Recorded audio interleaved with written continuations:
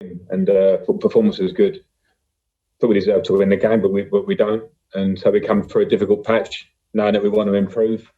But where I think it's left us is that we saw a lot of signs today in the attitude of the team, some of the play, without having the final bit and the final third. It leaves us with having to do more of the same because the table's still tight. We've had a funny patch, but it remains really close at the top of the league. So off the back of a really good run, we've had a difficult little time. And today I saw some really good signs that I liked. Hello, Frank. I've seen you quoted on TV saying that a month ago you would have won that game. I mean, is that kind of typical of just a little bit of lack of belief or not belief as much as confidence, I should say, just from the team at the moment? Yeah, I think so, John. I think, when things are going well, it's pretty easy. We're on a long unbeaten run and we were playing well. Not too many levels up from what we were playing today. I thought today the focus of the team was good. Some of the play through the lines, particularly on our left-hand side, Chilwell and Christian and Mason, was really good against a really good team. So when I said I thought we maybe would have won it a month ago, I just felt like when you're in a good run, the ball goes in the back of the net more. Christian's chances at the end of the game, the goal that happens when you've got a man down, unlucky, whatever you want to call it. And that's just football. So I think it's a positive for our lads to understand that and say that it's a point, we wanted more. But if we keep playing with the same attitude, then we will get back to winning, which we've had a short period where we haven't been. Just on Olivier, I don't think there's many better in the Premier League at getting across the front post and scoring headers at the front post, is there? No, I think if you're going to deliver for Ollie in the right areas, he gets in the position and he gets contact, really good contacts on the ball, and that's why he scored goals. That's why he's been a regular scorer wherever he's been. And he did it for us today. He's done it for us this season and in restart. So all credit to him. Can I just ask you about the COVID situation, Frank? About Man City. It must be a concern as a manager of football players. About the risk to them, about the concerns of the fixture list, and then you've got Morecambe after that. It feels like it's a really key time at the moment for the Premier League, for Premier League clubs and players. Yeah, I think it is a key time and a tough time. And I think we felt that coming as Tier 4 has come in and the surge of COVID. So we have to get safety paramount. I believe that's why the game's been called off tonight, because of the fear of the spread within the squad for Man City.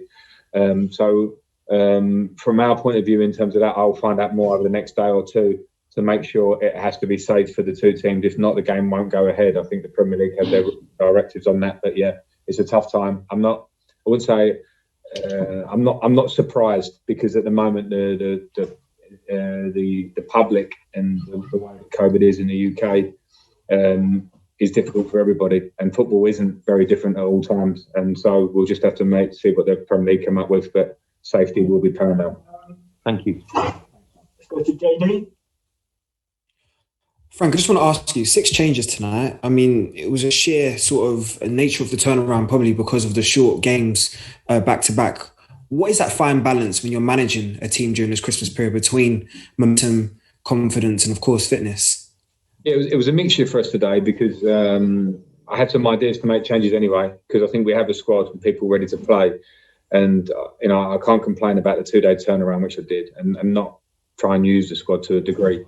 Reece James has got a small hamstring issue, and I'm not saying that's why he has to be played. I probably would have played him anyway. Thiago Silva, I think at his age, I had to consider the games. Kurt Zuma's played a lot of games himself. Ollie and Tammy to play a game each made sense to me, because they both give a similar output. They're both playing well. And so the changes were to try and keep a bit of balance in the team, but to try and freshen it up. And off the back of not a great performance against Arsenal, that kind of made my decision a bit more as well. So I was pleased. I'm not displeased of anything tonight, other than the fact that we conceded that goal, and we didn't really concede many chances in the game, and we didn't score another goal, which would have given us some comfort. But I was pleased with the players that came in. I was pleased with the attitude. Yeah. I also just want to ask you about the incident leading up to El Ghazi's goal. There was a couple of incidents. There was the handball initially, and then there was the confrontation between Christensen and Jack Grealish. What was sort of your intake, and do you think there should have been a break in the possession beforehand?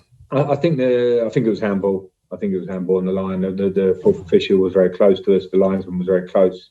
I'm not sure why it wasn't given. It should have been handball. In terms of the Grealish and Christensen thing, I haven't seen it again. I didn't feel there was much in it at the time. I'm not sure if it was a foul or not.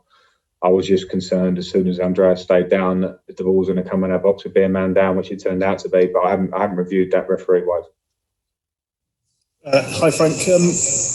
Obviously, Callum Hudson-Odoi had a good game tonight, looked very lively. And is one of the things that maybe goes under the radar is the range and quality of his passing. And what would you like to see from him next, of him to get a run of games in the team? Well, I liked his performance today, and I liked the range of his passing, and it was very evident in the first half. A couple of great cross-field balls, and some of his feet movement and touches were great. The obvious next part is end product, because we want to see Callum, as I think he did against Arsenal when he came on, was to go 1v1, to be confident to go 1v1 because he has the ability to do it, and to get crosses in like he did for Tammy at the week at Arsenal, and to get goals and arrive in the box, because that's the level of top wingers in the Premier League. When you look around at the numbers that the top wingers produced in the Premier League in recent years, and Callum definitely has capabilities, and that will be the next stage for him.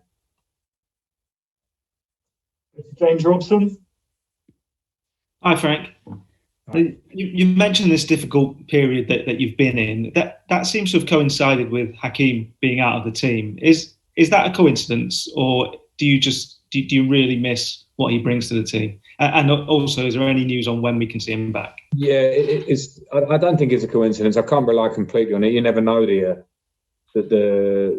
level of how much you're affected, even if it's clear. It seems clear in points, because that's not something certain. But I think with Hakeem, the way he was playing, he was being very effective for us in terms of assists, goal creation, chance creation, and some goals, and also a real confidence in the way he was playing, and it helped. We were very fluid at the time. Obviously, he got injured against Leeds. He was in a great run of form. So I think it has been a point. You're going to miss players at that level when they drop out, and we want him back. Where is he at? There's a possibility he could be fit for Manchester City if he goes ahead on Sunday. I'll know that later on in the week, but he's certainly progressed into the point where he's very close to fitness. Thanks. Thanks, everyone. We'll leave it there. Thank you very much. Cheers.